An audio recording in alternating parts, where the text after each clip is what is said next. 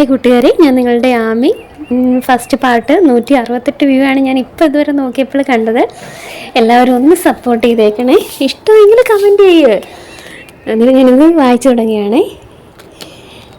രണ്ടാമത്തെ ഭാഗമാണ് ബാംഗ്ലൂർ ഡേയ്സ് സിനിമയിലെ നസ്രിയുടെയും ദുൽഖറിൻ്റെയും നിവിൻ പോളിയുടെയും ബാംഗ്ലൂർ ആ സിനിമയ്ക്ക് ശേഷമാണോ എന്നറിയില്ല. ബാംഗ്ലൂർ മലയാളികൾക്ക് സ്വാതന്ത്ര്യത്തിൻ്റെയും സ്വപ്നങ്ങളുടെയും നഗരമാണ്. ട്രെയിൻ 1 മണിക്കൂറോളം ലേറ്റായി പുലർച്ചെ 6 മണിയോടെയാണ് സ്റ്റേഷനിലെത്തിയത്.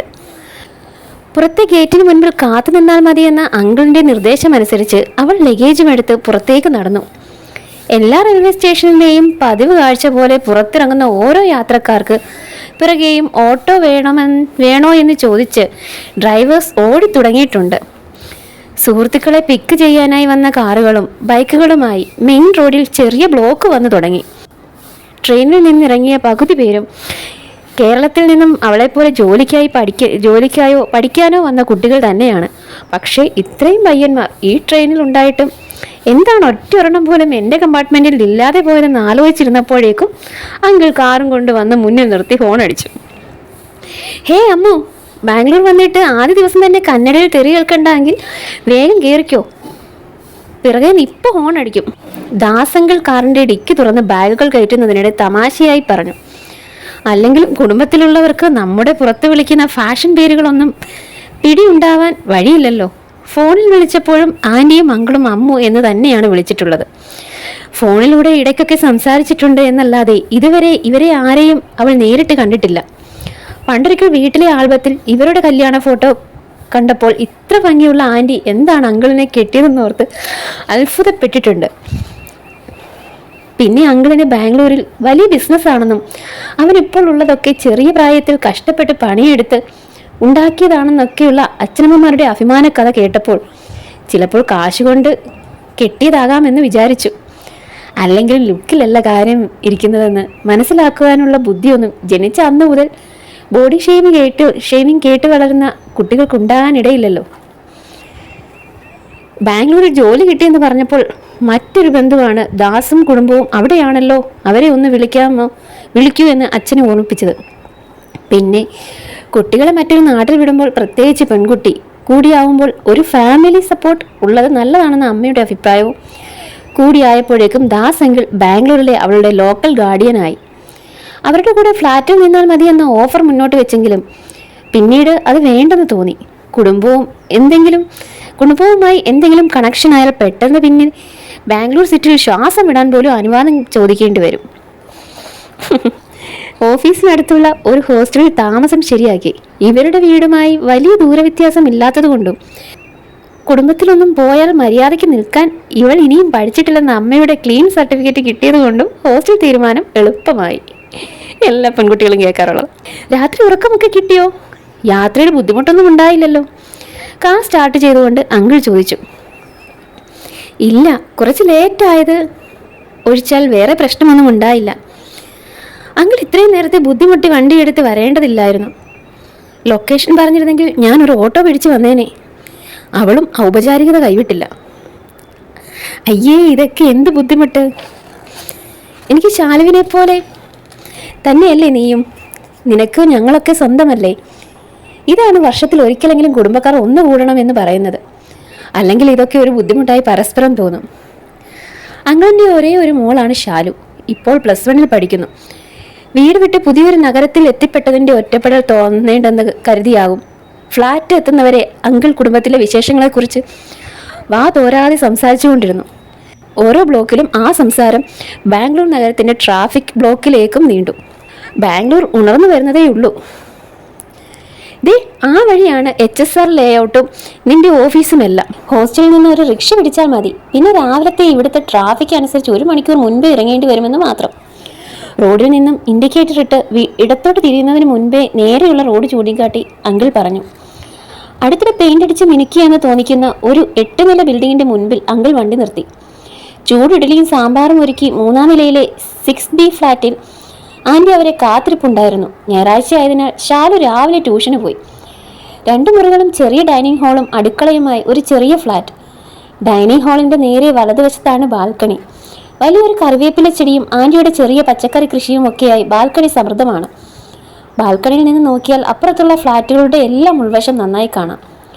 നേരെ മുന്നിലുള്ള ഒരു ഫ്ലാറ്റിൽ ആൾതാമസമില്ലെന്നും തോന്നുന്നു. അതിനടുത്തുള്ള ഫ്ലാറ്റിൽ അയലിൽ ഉണക്കാനിട്ട തുണി കണ്ടാൽ തന്നെ താമസക്കാർ ബാച്ചിലേഴ്സ് ആണെന്ന് മനസ്സിലാക്കാം. എൻ്റെ കറിവേപ്പില ചെടി ഒന്നും ചവിട്ടല്ലേ? പുറത്തെ കാഴ്ചകൾ കണ്ടുകൊണ്ടിരുന്ന അവളുടെ കയ്യിൽ ഒരു പാത്രത്തിൽ മുറിച്ചു വെച്ച പഴുത്ത മാങ്ങയുമായി ഹാളിലേക്ക് നടന്നു വരുന്നതിനിടെ ആൻറ്റി വിളിച്ചു പറഞ്ഞു, അയ്യോ ഇല്ല, ഞാനിത് കണ്ടായിരുന്നു. ആൻറ്റിക്ക് കൃഷിയൊക്കെ നല്ല ഇഷ്ടമാണെന്ന് തോന്നുന്നു. വലിയ ഇഷ്ടമൊന്നുമില്ല, പക്ഷേ ഇവിടെ ഒറ്റയ്ക്കിരിക്കുമ്പോൾ വേറെ ഒന്നും ചെയ്യാനില്ലാത്തത് കൊണ്ട് കാട്ടിക്കൂട്ടുന്നതാ.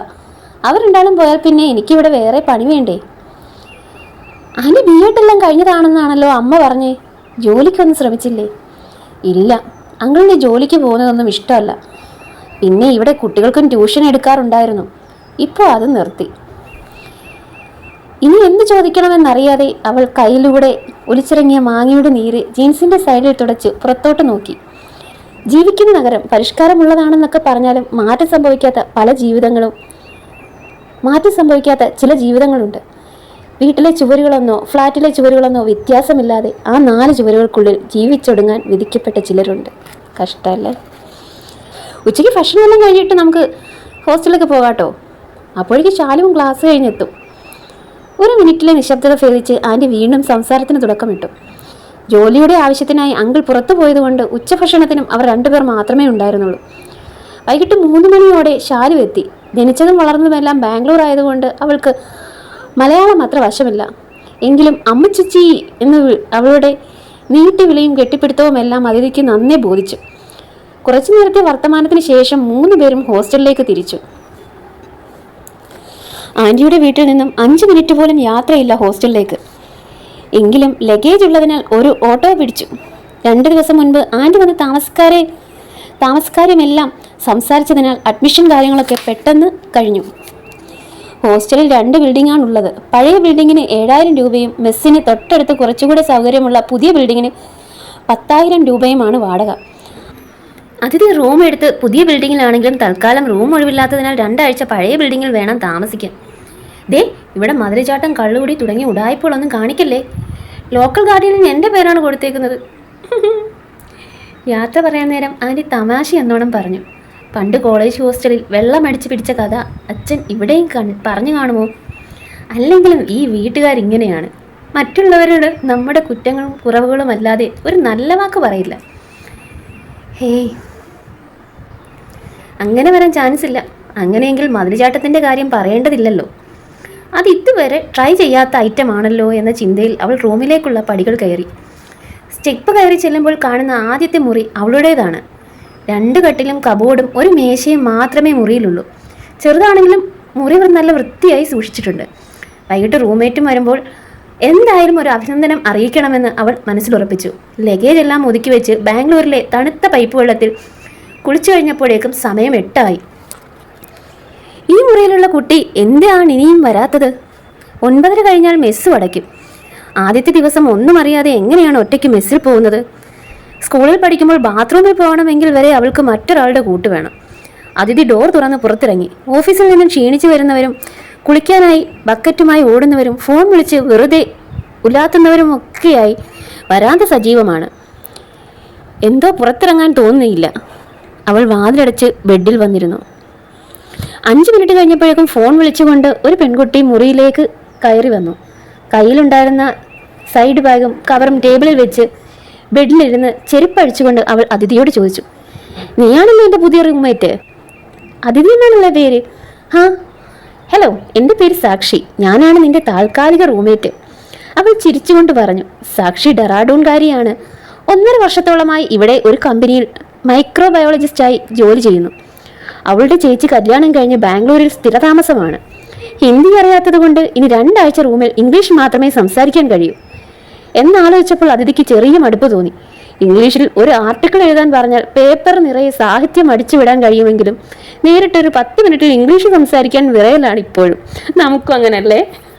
വലിയ ഇംഗ്ലീഷ് വായനയാണ്, പക്ഷെ ആരോട് സംസാരിക്കുകയാണെങ്കിൽ ബബബ അടിക്കും. ഭക്ഷണം കഴിഞ്ഞ് റൂമിലെത്തിയപ്പോഴേക്കും സാക്ഷിയുടെ പുതിയ റൂംമേറ്റിനെ കാണാൻ അപ്പുറത്തെ മുറിയിൽ താമസിക്കുന്ന അവളുടെ സുഹൃത്തെത്തിയിരുന്നു. ഇവിടെ അടുത്തൊരു കമ്പനിയിൽ ആർക്കിടെക്റ്റായി ജോലി ചെയ്യുകയാണ് അശ്വിനി. കണ്ടപാടെ രണ്ടുപേരും ഹിന്ദിയിൽ കളി പറച്ചിലും തമാശയും ഒക്കെ ആയപ്പോൾ എന്ത് ചെയ്യണമെന്നറിയാതെ അതിഥി ഫോൺ എടുത്തു. അവരുടെ സംസാരത്തിനൊപ്പം ചേരാൻ അതിഥിക്കും അവർക്കുമിടയിൽ പൊതുവായി ഒന്നും തന്നെയില്ല. ഇതൊരു വൃത്തികെട്ട അവസ്ഥയാണ്. നിന്നുനിൽപ്പിൽ അപ്രത്യക്ഷയായെങ്കിൽ നന്നായിരുന്നേനെ എന്നവൾക്ക് തോന്നി.